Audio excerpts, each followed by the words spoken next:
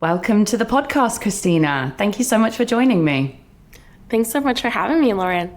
I'm so excited, Christina. I've been thinking about this episode for ages because obviously we've known each other for such a long time. For the listeners, Christina and I, our paths crossed many years ago. We were working together at LinkedIn, although in different countries at the time. And we got on so well. We've remained in contact as friends over the years. I'm incredibly proud of all the work Christina's doing, running her own business, which we'll get to later in the episode. But one of the funny call outs for Christina and I is we've kind of swapped lives a little bit, I suppose. We really have. We really have. Christina moved from Canada to London, and I moved from London to New York. And it was pretty much within a month of each other that we moved. So first thing I wanted to ask Christina is, how are you finding London? How are you settling in? I love London. I feel at home here. I think the city has such an intense, chaotic, amazing energy. And I'm really happy to be here. And the business community has welcomed me in with open arms. People have been opening doors for client referrals, for speaking engagements, for networking. So just very grateful for the people that have extended that warm welcome. That's amazing to hear. And I'd say you're very inspiring with your move because you are a queen networker. That's what you do so well. You throw yourself into, meeting amazing people that inspire you within business. And I think when you move countries, that's the way to do it, isn't it? To find people within your field, to, in your case, I'm sure it's also looking for potential new clients. So kind of on the topic of what we're talking about, Christina, it's kind of you're selling yourself to a whole new group of friends, people, businesses, and it's great to see all the stuff that you're doing in that space. Oh, likewise, Lauren. You're crushing it in New York too. Thank you. Yeah. Very quick question, actually, that I've just thought of. What's the best networking event that you've been to in London since you've got there? I know you've been to a few. Yeah.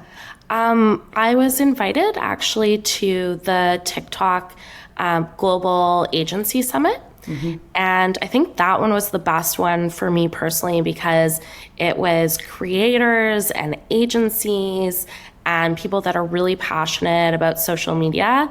So was very grateful for the TikTok team to invite me, and they've invited me to a few events since then. So big fans of the organization.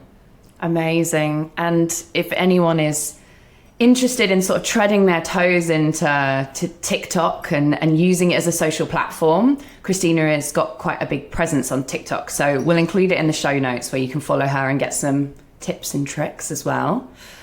But let's dive in, shall we? There's so many good things that we could talk about, but we've kind of narrowed it down to a few that we think is going to be most relevant. But I ran through your bio at the beginning.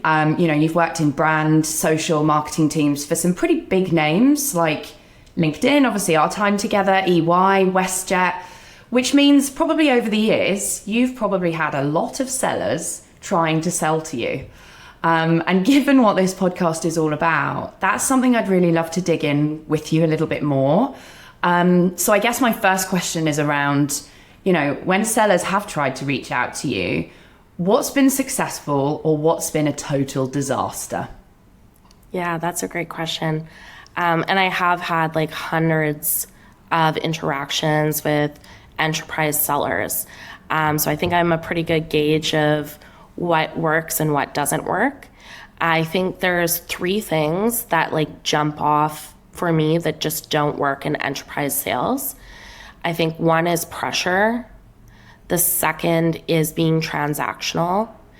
And the third is kind of thinking about only that short-term impact that you're going to make on that individual. And I think with the pressure aspect, as a former head of a department, a lot of the sales process is already done before you're actually talking to the sales rep.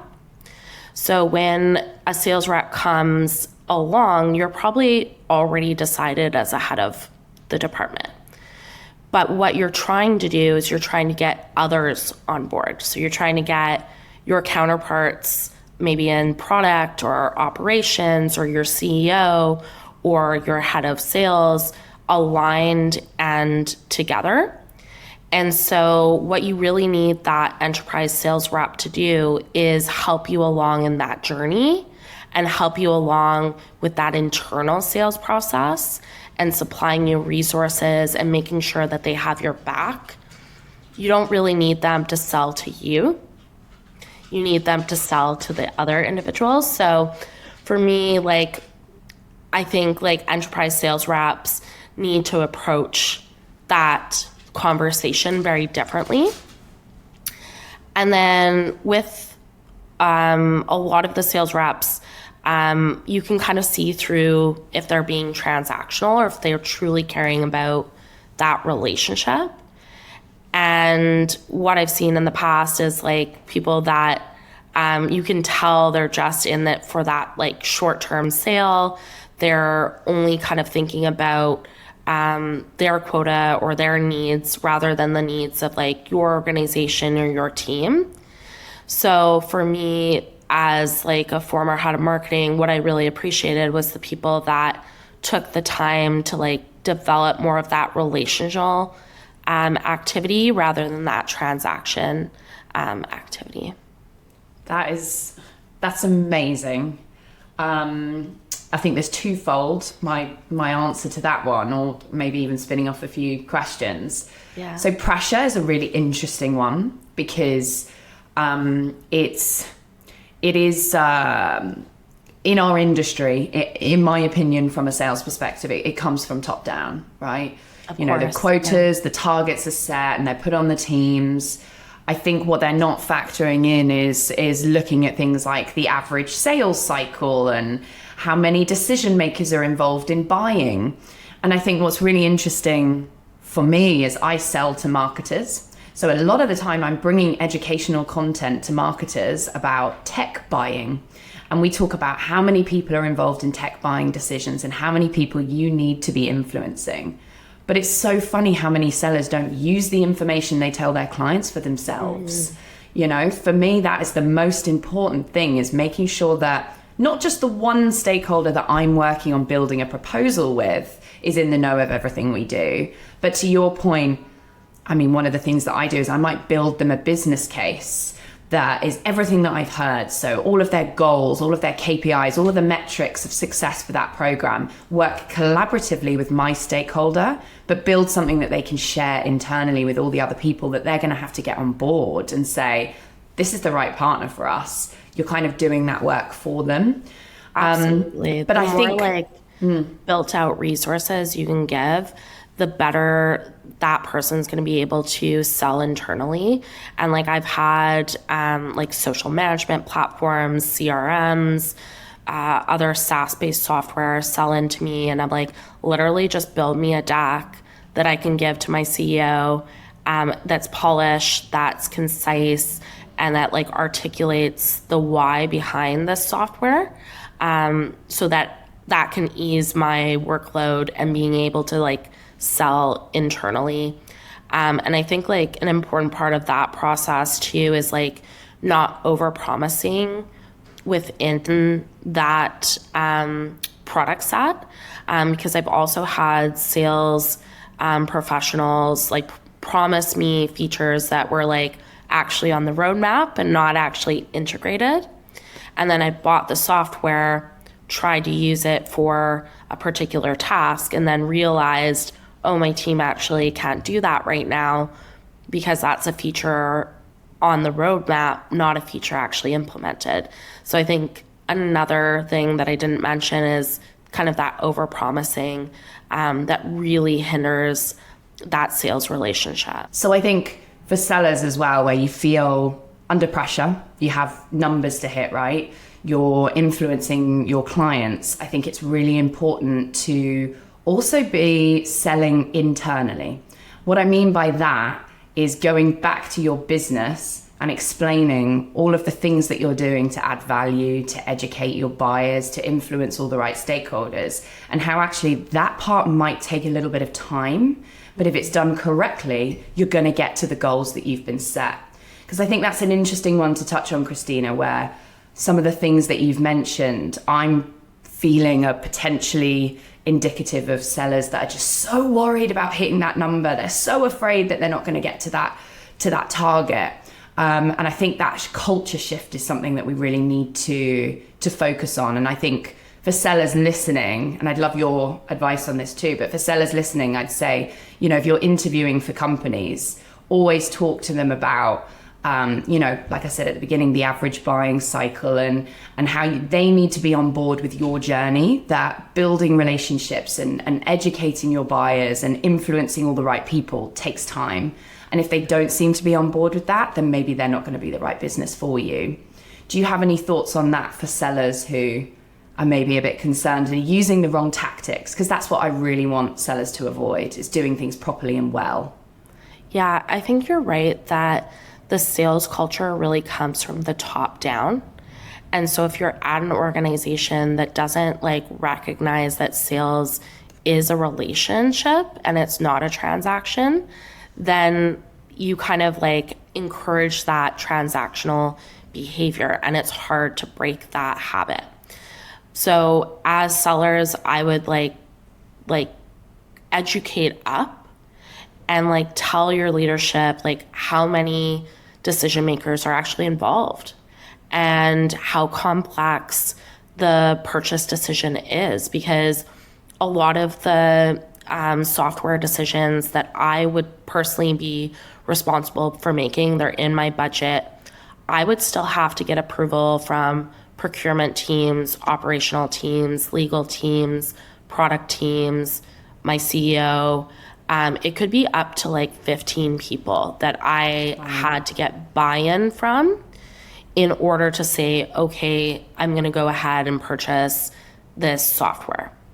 And some of the processes, I implemented brand new tech stacks for a couple of companies. So I was implementing new CRMs, new social management, new SEO analysis tools. Some of those processes would take up to a year. And I think a lot of sales organizations are not structured in a way that aligns quotas for that year buying cycle. They're more aligned for that quarterly quota, or some some are less than that even, right? So I think there's a problem also with sales team structures and that sales leadership, and then that's filtering down. Agreed. And let's just touch on, Christina, you mentioned 3 things at the beginning of this episode. Do you want to just cover those again as the takeaways for this question? Yeah, I think the 3 things that enterprise sellers need to be cognizant of when they're selling is not overpromising, not being transactional, and focusing on that long-term relationship. And I think being those 3 things, you're going to naturally have better success with enterprise teams because they operate a lot differently than selling into a startup or selling into a small or medium-sized business. Amazing. Thank you so much for that. So let's talk about how you've used your own advice, right? Because you've been a marketing leader and then you've transitioned to a founder of your own business. You're the CEO of the brand audit. So in a way, Christina, I think it probably makes sense if I actually could even call you a CEO and a sales professional, because that's what you're doing. You're trying to acquire new clients for your business. So talk to me about how you've taken on board your own amazing advice that you've just shared, and maybe, what's working for you, or maybe what have you found more challenging than previously thought in our world?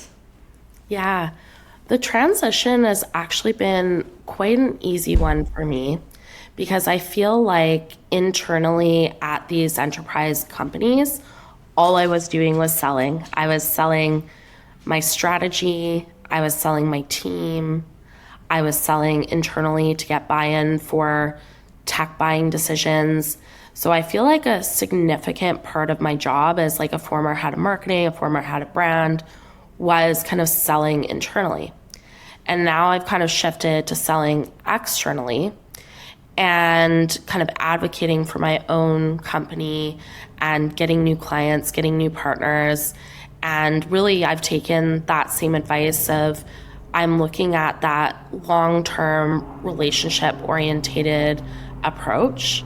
And I'm a big fan of the mantra of like, give more than you take. And so I've really approached my business as such. And I think about when I'm like prospecting for new clients, I think about who do I actually want to help and who do I want to impact? Because my time is super limited, so I can only take on a certain number of personal brand clients. So I really want to work with people that are naturally disruptive and innovative and have a unique voice and a unique lived experience. And I'm genuinely going to help their voice come to the forefront. And I'm a big believer that like visibility turns potential into reality. I say that a lot to my clients. And so I've just really approached the sales process as such, as just being super visible in my new country and my new community. I try to go to at least 10 networking events a month. And then, as you know, I create content on LinkedIn and TikTok and just really put myself and my company out there for people to hear. And I just really focus on like giving value and helping others. And that is really like in turn generated client referrals for me.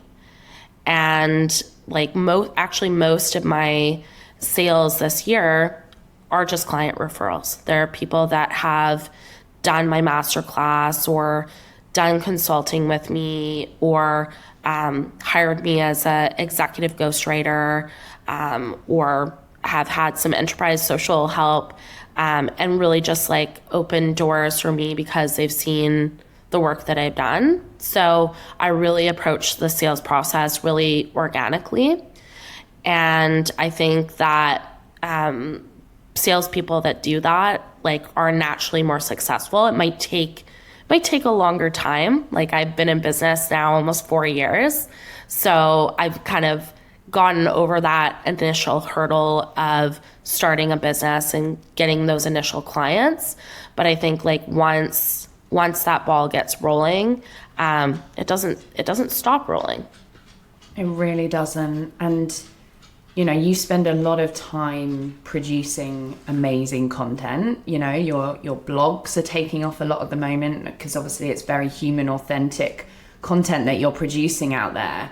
But also what I love about what you do, Christina, is you build a really strong community. And everything that you do in your community is about helping them. And I think that's a really big call out for sellers is Christina is the CEO of her own business. So she could spend a lot of time writing blogs about the brand audit and how amazing her company is and talk about all the products that she has within her company. She doesn't do that.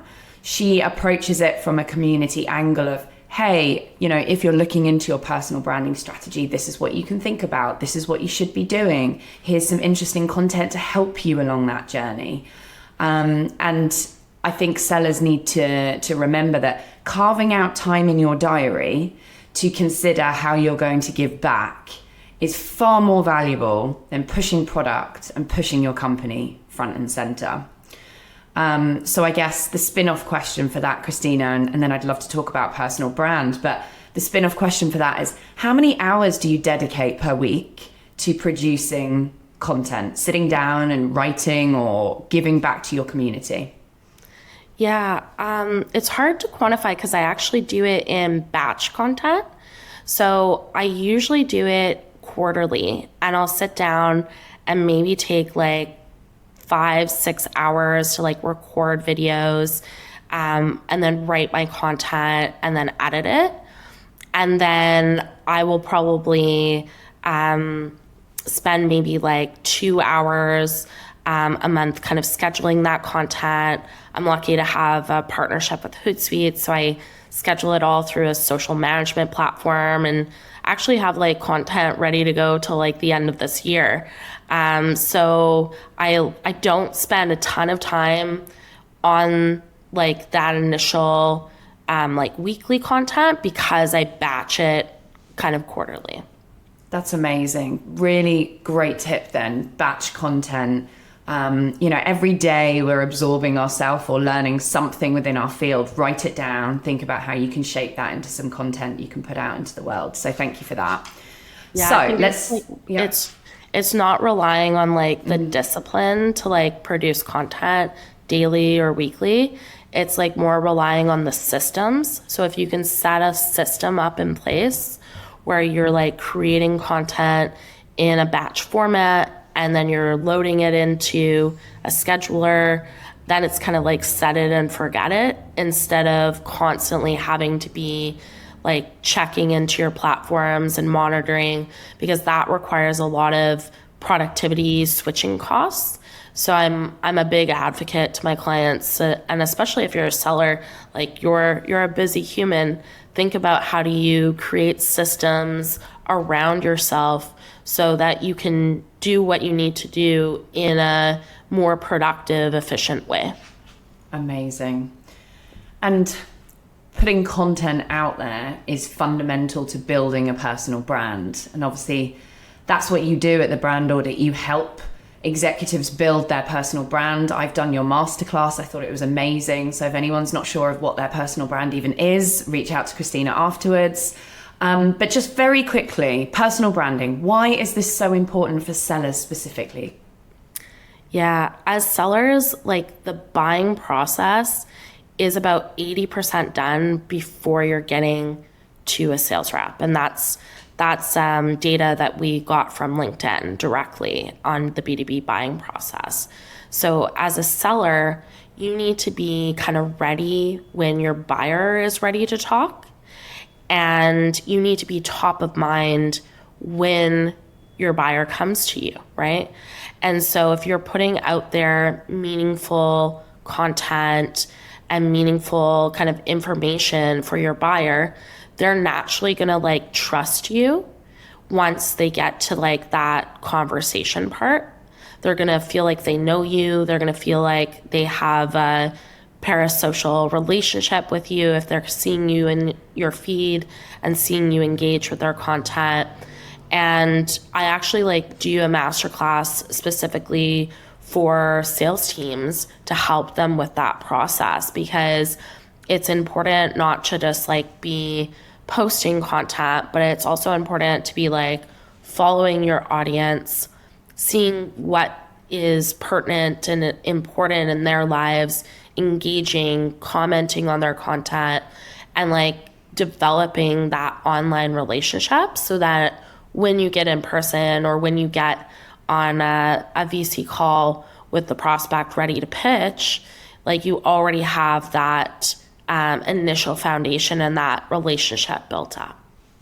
Amazing. And I think sometimes it can feel overwhelming, which is why masterclasses like yours can really help. And I think as well, for anyone listening, it's about giving yourself time to reflect, step back and go, what do I really want to be known for? What's really important to me? What's really important for my customers? And then how can I shape that into the content that I'm putting out into the ecosystem? And for me, it's always been a very heavy LinkedIn presence. That's where a lot of my buyers are, but also a platform I'm really comfortable with. But I know, Christina, you're a big TikTok advocate as well. Do you think that's something sellers should be exploring beyond LinkedIn, having a look at platforms like TikTok as well? Yeah, I think that every social platform has its own purpose and its own ecosystem. So it's figuring out like where your audience lives and not trying to like push them to a new platform, but really just like going to your audience. So for me, I've found a lot of success on TikTok. A lot of my audience of like Gen X and millennial decision makers are on there, and they're engaging and active with my content.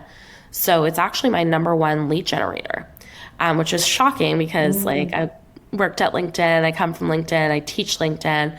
That's actually number 2 for me. So I would say, like, as a seller, just kind of investigate different social platforms, whether it be Meta, whether it be Instagram, whether it be Reddit, TikTok, LinkedIn. Like, there's a lot of opportunity in every social platform, but it's knowing where your audience lives and breathes, and then tapping into that natural community and that natural dialogue. Amazing. Thank you for that. I think, test, experiment, try things out. That's what we're trying to do, right? Yeah. Awesome. So last question, and then I have a few quick fire just to finish up. But we've talked about a lot of great things here, but I think for me, it's what's the kind of core piece of advice that we can leave sales professionals with, where they're thinking about, building those meaningful relationships. You talked at the beginning, don't be transactional, build those relationships, be helpful. What is that kind of core thing that we should all be thinking about? Yeah, I think as sales professionals, we need to realize that our role has changed. Our role as salespeople is not what it was 10 years ago to what it is now. And I think we need to adapt and jump into that modern sales role. Like, our role is no longer to like push a product, to push an idea, to sell. It's really to build a relationship, educate, help people along in their journey. And I think by moving from that like antiquated sales model to the modern sales model, we're building stronger connections, we're building stronger ecosystems. There's salespeople at a lot of different tech companies that I still keep in contact with. I still refer business to, even though I'm not no longer in the enterprise world. I still have a lot of enterprise clients that will need a CRM, or will need a social management platform, or will need some sort of software that they're selling. So the salespeople that have really approached sales from like a modern perspective, I continue to refer business to, because I trust and value their perspective and their approach. And so I think, it's really just thinking about how your role has changed and how you can think about this modern world and adapting to it. Amazing. From that, I took away like the trust piece as well. Even, when you know people for a long time, you build that trust, and that goes far beyond just the current role that you may be in, and be helping you further down the line in the future. So thank you for that. All right, I've got 3 quick fire, but I feel like the first one we've answered with the top trait for success, because I feel like that's very fundamental to everything you've shared around relationships and trust. I'm going to dive into inspiration. You talk a lot about dealing with sellers. Who is a female sales leader or mentor that's really inspired you most on your journey? So I would say actually the majority of the enterprise sales reps that have sold into me have actually been men. And I don't know if that's indicative of the enterprise kind of sales makeup. But I would say like 90% of the salespeople that I've dealt with have been men. That's insane to me. Although not a surprise, because that's why I started WISE standing for Women Inspiring Sales Excellence, because I did personally see less women entering our profession. Certainly from a leadership perspective, I don't see as many women in very sort of high sales leadership positions. I guess one question, it's putting you on the spot a bit, but why do you think that is? Yeah, I don't see a lot of women taking on sales roles, because I think there's a misconception of like what sales is, and misconception of like that industry and that role. And I think that like podcasts like this and people that like can encourage others to like get into sales and like what sales is truly about will help us build a better pipeline. But especially in like that enterprise side, and that's kind of where I've like lived and breathed. I haven't seen a lot of senior leaders that are women. Thank you for saying misconception, because what have we talked about today, Christina? Let's round up. We've talked about empathy, we've talked about giving, we've talked about relationships, we've talked about trust.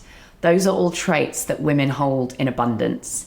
And that is fundamental to being successful in this industry. So I really want to push that message. Again, it's something that I'm really trying to achieve with this podcast by talking more about it, and making sure that women see this as an incredibly rewarding and a rewarding industry and role to be in. Yeah, I agree. Last question then to round up. This has been wonderful. A book, a book or resource, I suppose, that's really influenced your approach to sales leadership. Maybe something that you've used to help you in your current role. Yeah, I would say both sales and marketing is all around psychology. So if you understand human psychology and invest in like actual courses or reading textbooks on psychology, I think that is the biggest resource that you can like tap into. I think there's a lot of sales books out there that teach like certain sales techniques or like have kind of like frameworks around the sales process. But at the root of every good sales book is human psychology. So I would say actually like ditch the sales books, ditch the sales kind of resources, and like go straight to like human psychology based resources to think about like how humans operate, what drives them, what kind of motivates them, how to tap into like pain points, how to build relationships. I think those kind of resources are going to be the best to like fuel your career forward. I love that. And funnily enough, I did my degree in psychology. Makes sense. I'm not surprised by that. It makes sense because I am fascinated by the behavior of people. So amazing tip to land on there. Just think about diving into the strategies behind people behavior, especially in the modern sales world that you touched on, Christina. So thank you so much. You've been an absolutely amazing guest. You're a wonderful friend, and I'm very proud of everything you're achieving with your business. So thank you for being part of the Wise podcast. Oh, well, thank you for having me. I super appreciate it.